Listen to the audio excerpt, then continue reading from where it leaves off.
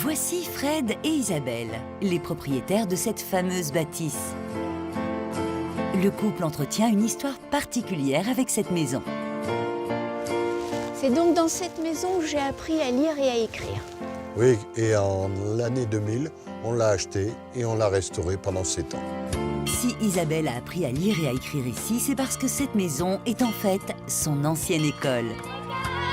Un établissement qu'elle a fréquenté de la maternelle au CM2. Autant dire qu'elle avait très à cœur de sauver ce bâtiment qui tombait en ruine et dont les origines remontent au XIIIe siècle.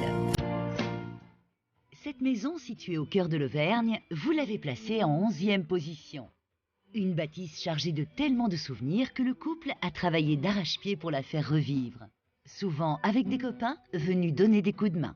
Oh bah tiens, Ils sont là. tiens, on est en train de regarder. Alors, Philippe, que le couple n'avait pas vu depuis 10 ans, revient pour l'occasion sur le travail qu'il a effectué. Il était le préposé à la peinture des poutres.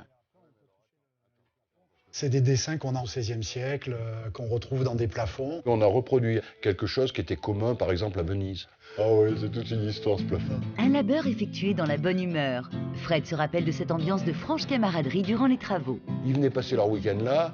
Bien sûr, le matin on travaillait, l'après-midi on était à la pêche ou aux champignons. Fred, bon prince avec ses troupes, mais surtout roi de la récup. Toujours à l'affût d'un matériau gratuit à sauver de la décharge.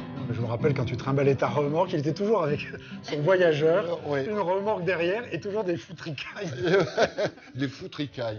Et donc, qui récupéraient. et donc dans si les tu veux, c'est décharges. grâce à ces vieilles maisons d'ailleurs que j'ai remonté celle-ci.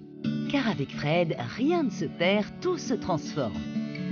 Dans la cuisine, d'anciens placards de boucher trouvés dans un grenier sont dorénavant des meubles de rangement.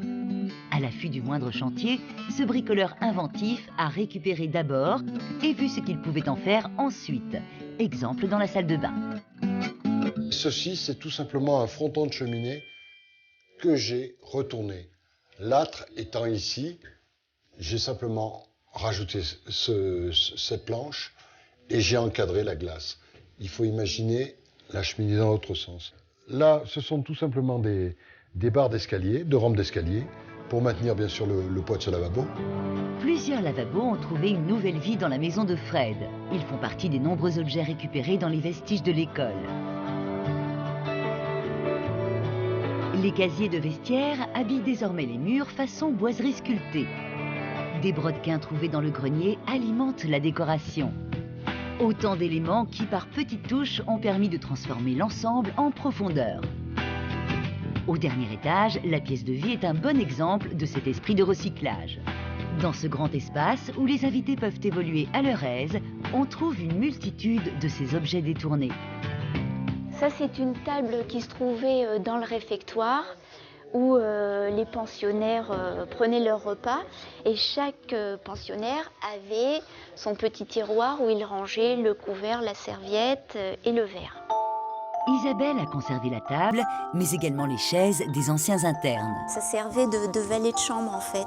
Tu mettais tes vêtements dessus et ta valise ici. Et cerise sur le gâteau, un pupitre qu'Isabelle a bien connu. Cette table donc était dans la classe de maternelle où j'étais moi aussi à une certaine époque.